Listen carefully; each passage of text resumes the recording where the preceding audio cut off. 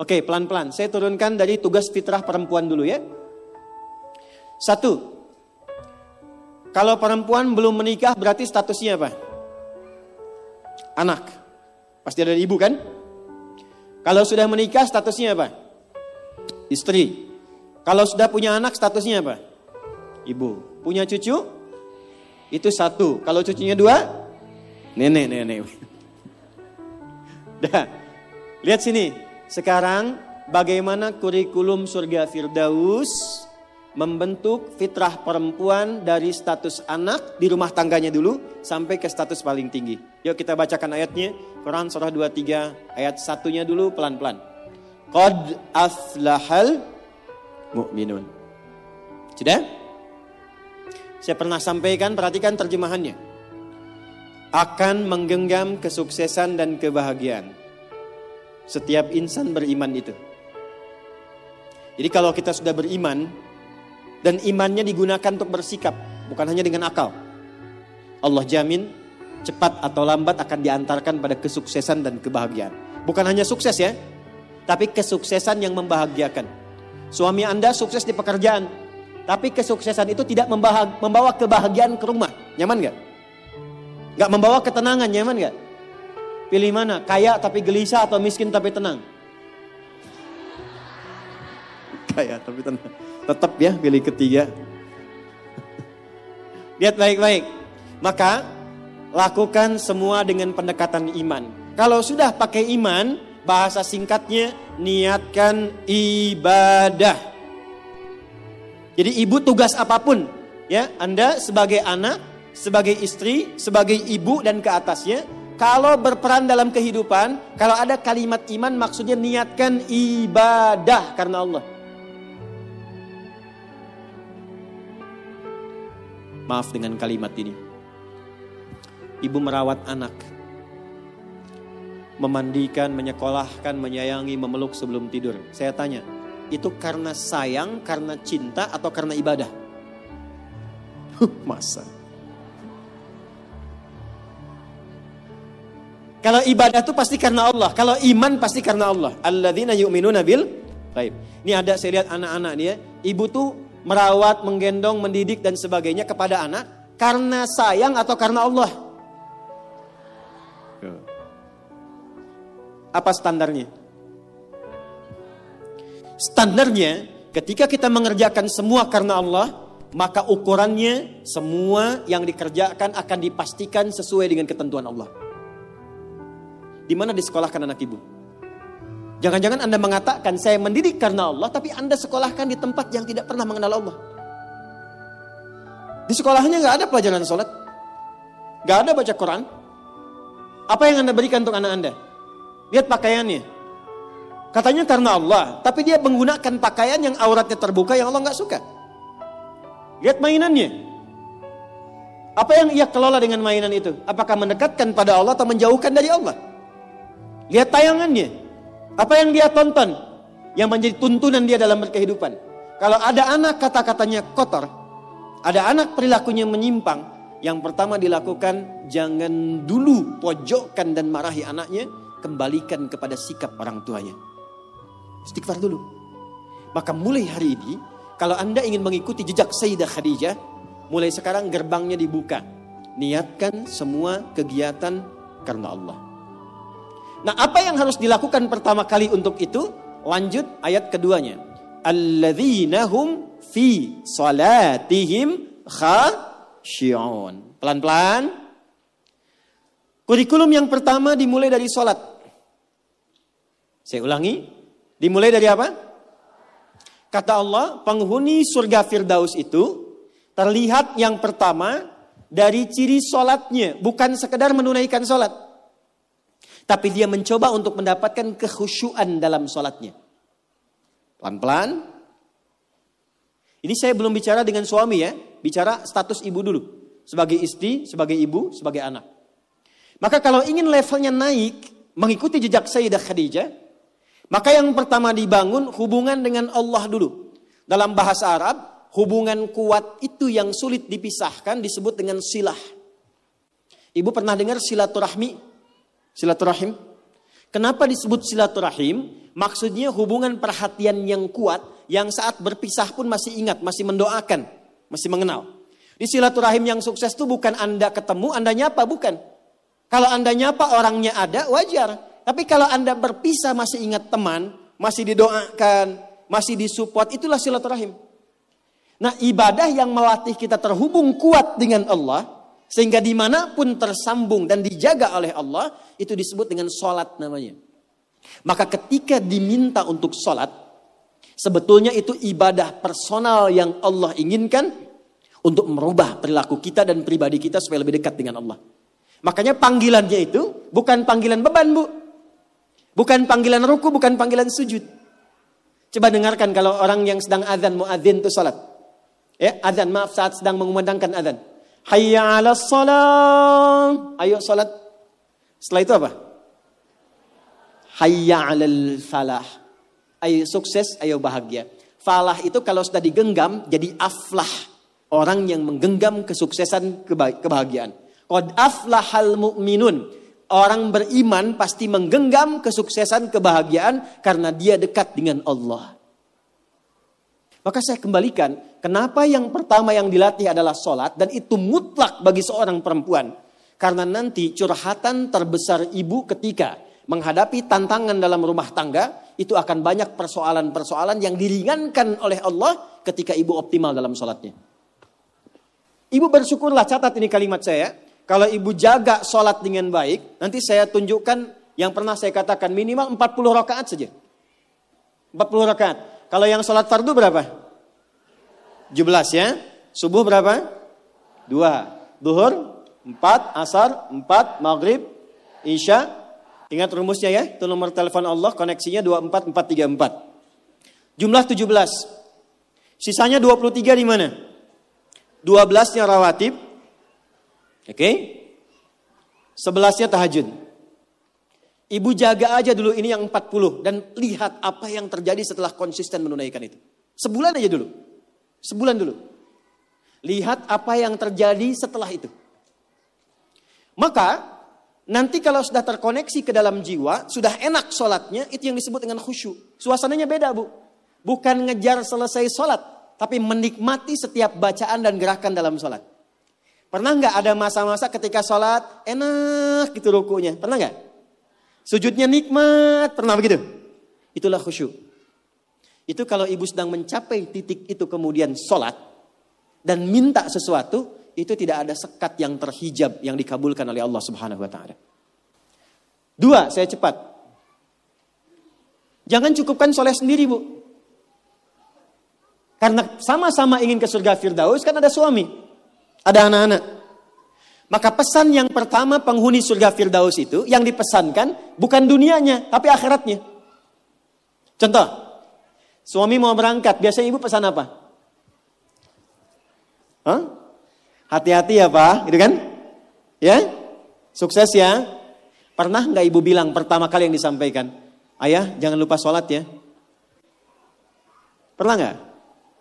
Tuh. Sekarang hari apa? Yang ke masjid siapa? Laki-laki perempuan? Yang ke masjid suami ibu, yang ke masjid laki-laki. Pernah nggak ibu siapkan pakaiannya? Pernah, bagus. Pernah nggak siapkan parfumnya? Bagus. Tapi pernah nggak ibu bisikkan di telinganya? Pak, nanti pas khatib duduk di antara dua khutbah, doakan rumah tangga kita samara sampai surga ya. Pernah nggak? Belum. Padahal di situ ada pesan kuatnya. Di situ ada hikmah indahnya. Jadi ternyata sholat itu ketika dimunculkan ciri pertama, kita kemudian tebarkan ke semua anggota keluarga. Bu, kalau cuman hafal waktu sholat, itu iman standar. Surganya standar. Penghuni surga Firdaus, dia menyiapkan sebelum waktunya. Oleh karena itu pulang dari sini, jangan sampai di rumah nggak ada jadwal sholat, Bu. Print out, bikin. Saya suka tempelkan di dinding rumah, di kamar, kadang-kadang di meja makan, sehingga begitu yang terlihat sebelum nunggu menu makan, waktu sholat. Jelas? Oke. 2, Walladzina hum 'anil lagwi mu'ridun. Agak cepat. Kita nanti akan bahas 3 saja. Walladzina hum, orang-orang yang menginginkan surga Firdaus itu, 'anil lagwi, dari hal yang tidak penting, yang tidak ada manfaatnya, mu'ridun, dia hindari. Saya ulang ya. Dari segala hal yang tidak bermanfaat, dia menghindarkan diri dari segala yang tidak penting. Jadi penghuni surga Firdaus itu orientasinya yang bermanfaat saja. Yang penting apa? Kalau ada pertemuan, manfaat gak? Penting gak? Ada kumpul-kumpul, penting gak? Ada pengajiannya bermanfaat atau cuman kumpul-kumpul datang saja? Penghuni surga Firdaus, dia petakan semua kegiatannya dalam frame segala yang bermanfaat, segala yang penting saja. Sekarang mulai ibu evaluasi, bawa ke rumah. Dari ujung kepala sampai dengan ujung kaki. Mohon maaf sekali, pelan-pelan. Mohon maaf sekali. Cek ya. Cek. Coba agenda selama ini yang sudah dilakukan. Berapa kali lisan berkata yang tidak baik? Mata melihat yang tidak baik. Ibu punya agenda perkumpulan di mana saja? Anak-anak ditempatkan di tempat ngumpul di mana saja? Cek evaluasi semua, termasuk aktivitas suami, kira-kira bermanfaat gak untuk kehidupan? Dudukan semua itu, kemudian telaahi dengan baik, bikin kurikulum, maka mulai belajar misalnya ambil target per bulan. Latihan dari lisan dulu. Sepakat semua keluarga. Pak, anak-anak, kita sebulan latihan berkata yang baik-baik ya. Kalau ada nggak sepakat, katakan dengan cara yang baik. Kalau melihat ingin bertutur, katakan dengan cara yang benar. Yang tak bermanfaat, jauhi. Sekarang coba, ketika ibu bertemu dengan teman, bikin pengajian, bikin tempat kumpul, kalau ingin masuk ke dalam golongan surga Firdaus, pastikan bukan hanya profesinya. Semua apa yang dikerjakan, nilainya berada pada nilai kebaikan. 3, agak cepat. Walladzina hum lizzakati fa'ilun. Ternyata penghuni surga Firdaus juga gemar berzakat. Gemar apa? Baik, zakat itu berapa persen dari harta? 2,5 minimalnya. Bisa nggak berzakat kalau nggak ada uangnya? Hah? Berarti perintah berzakat sekaligus perintah untuk mencari materi kan? Supaya bisa zakat kan? Makanya dalam Islam nggak dilarang. Silahkan suami mencari nafkah, bekerja, ibu punya bakat bisa jualan. Sayyidah Khadijah jualan nggak? Pedagang nggak? Sukses nggak? Bukan cuma sukses, sangat sukses. Hasilnya luar biasa. Nanti kita cerita. Tapi yang ingin saya katakan, ibu kalau sekarang bikin hijab face misalnya, ada yang bikin kerudung, bikin kue, bikin macam-macam, itu nggak dilarang, silahkan. Sepanjang tidak mengabaikan tugas pokok yang ada di rumah yang melekat kepada ibu. Silahkan. Tapi niatkan tujuannya untuk apa? Niatkan tujuannya untuk mengabdi kepada Allah supaya bisa zakat. Terakhir, kita gabungkan ketiganya. Saya ulang, kita gabungkan ketiganya. Uang sudah dapat. Awas ya, ini untuk pribadi dulu. Dibawa ke rumah. Ibu olah. Biasanya harta suami pun kan diberikan juga ke ibu ya. Sehingga ada adigio mengatakan, harta saya, harta suami, harta. Oke, sekarang bawa bu, pelan-pelan ya. Mohon maaf nanti dengan kata-kata saya ini, karena kita akan mencoba menata lebih baik. Dan jangan mengecilkan orang lain. Ibu bawa pulang ke rumah. Maka kebutuhan pokok pertama kan untuk pemenuhan kebutuhan dalam kehidupan rumah tangga. Tarik ke pribadi. 1, untuk pakaian misalnya. Karena kita sekarang menaikkan level seperti Sayyidah Khadijah. Berpakaian yang bukan hanya pantas. Tapi Allah sukai dan menjadi support untuk suami. Maka perhatikan pakaiannya. Apakah cara berpakaiannya dan koleksi pakaian yang sudah dikumpulkan itu betul-betul menunjukkan pakaian yang disenangi oleh Allah. Contoh. Perempuan berjilbab atau tidak? Saya ulang, berjilbab atau tidak syariatnya?